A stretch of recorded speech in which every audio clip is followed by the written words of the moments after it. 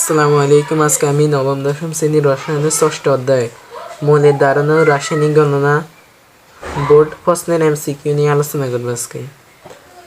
এখানে প্রথম প্রশ্নটি হচ্ছে H3SO3 অর্থাৎ কি সালফিউরিক অ্যাসিড এর সালফারের সংযুক্তি নির্ণয়। তাহলে আমরা জানি সংযুক্তি হচ্ছে মৌলের পারমাণবিক ভর ইনটু 100 বাই যৌগের আণবিক ভর।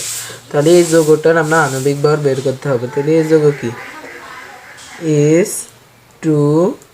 H2SO3, এটা আণবিক ভর বের করতে হবে। তাহলে 1 × 2 প্লাস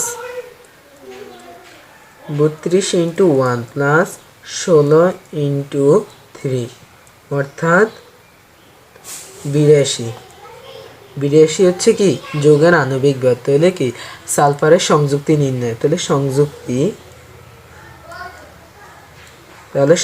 ইকুয়াল টু কত হবে? সংযুক্তি ইকুয়াল টু সালফার হচ্ছে 32 × 100 ভাগ 82 এটি হবে। সালফারের পারমাণবিক ভর হচ্ছে 32 × 100 সূত্র অনুযায়ী ভাগ যৌগের আণবিক ভর 82 ইকুয়াল টু 32 × 100 ভাগ 82 অর্থাৎ 39.02%।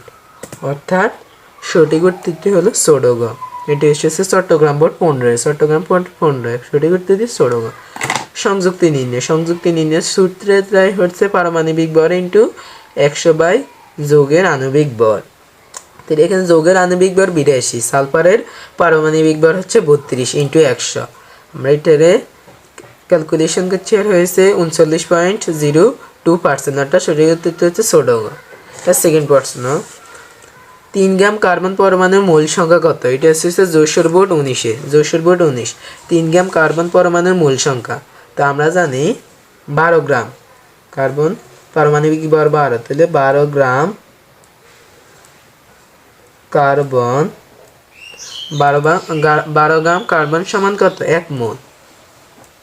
বা 3 গ্রাম কার্বন সমান কত হবে? 3/12 সমান কত? 3/12 অর্থাৎ 1/4 0.25 মোল। অর্থাৎ ক সঠিক উত্তরটি হচ্ছে ক। এটা সঠিক উত্তরটি হচ্ছে ক, এইটা হবে। 3 গ্রাম কার্বন পরমাণুর মোল সংখ্যা কত? তাহলে আমরা জানি কি 12 গ্রাম কার্বন সমান 1 মোল, 3 গ্রাম কার্বন সমান 3/12 equal to 0.25 mole. Jessore board 19-এর প্রশ্ন। আর কার্বন পরমাণুর পারমাণবিক ভর 12। তাহলে কি আমরা জানি 12 গ্রাম কার্বন সমান 1 মোল। তারপর থার্ড প্রশ্ন, প্রমাণ অবস্থায় 1 গ্রাম নাইট্রোজেন গ্যাসের আয়তন কত? প্রমাণ অবস্থা আমরা জানি কি প্রমাণ অবস্থায় আয়তন হচ্ছে 22.4 লিটার। 22.4 লিটার। নাইট্রোজেন গ্যাস মানে N2 মানে কি 14 দুগুণে 28। নাইট্রোজেন গ্যাসে পারমাণবিক ভর 14 দুগুণে 28। 28 গ্রাম প্রমাণ অবস্থায় নাইট্রোজেনের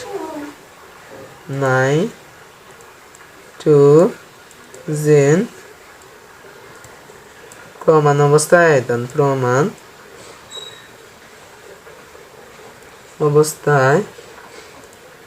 আয়তন কত? 22.4 লিটার, 22.4 লিটার। তো এটা হচ্ছে 1 গ্রাম নাইট্রোজেন গ্যাসের আয়তন কত? এটা প্রশ্ন করছে। তাহলে সুতরাং 1 গ্রাম নাইট্রোজেন প্রমাণ অবস্থায় আয়তন কত হবে? 22.4 × 1/28 সমান কত হবে? 22.4 × 1/28 অর্থাৎ 0.8 লিটার। প্রমাণ অবস্থায় আয়তনকে লিটার দ্বারা প্রকাশ করে। অর্থাৎ সঠিক উত্তরটি হচ্ছে খ। প্রমাণ অবস্থায় 1 গ্রাম নাইট্রোজেন গ্যাসের, আমরা জানি কি নাইট্রোজেন গ্যাস হচ্ছে N2। তাহলে 28 গ্রাম নাইট্রোজেন প্রমাণ অবস্থায় আয়তন 22.4। তাহলে 1 গ্রাম নাইট্রোজেন গ্যাসের প্রমাণ অবস্থায় আয়তন হবে 0.8 লিটার। তারপরে প্রশ্নটি, চতুর্থ প্রশ্নটা হচ্ছে প্রমাণ অবস্থায় ফসফিন গ্যাসের ঘনত্ব কত? তাহলে প্রমাণ অবস্থায় আমরা জানি গ্যাসের ঘনত্ব নির্ণয় ভর বাই আয়তন। এইখানে আয়তন যেহেতু প্রমাণ অবস্থায় সেহেতু 22.4 লিটার হবে। তাহলে ভর বার করতে হবে। তার আণবিক ভর ফসফিন PS 3 অর্থাৎ ফসফরাস কত 31 31 ইন্টু 1 প্লাস 1 ইন্টু 3 অর্থাৎ কত 34। তো এই গ্যাসের ঘনত্ব নির্ণয়ের সূত্রটা আমরা লিখে ফেলাই, ভর বাই আয়তন 22.4 লিটার হবে প্রমাণ অবস্থায়। তাহলে 36 ভাগ 22.4 লিটার ইকুয়াল টু কত,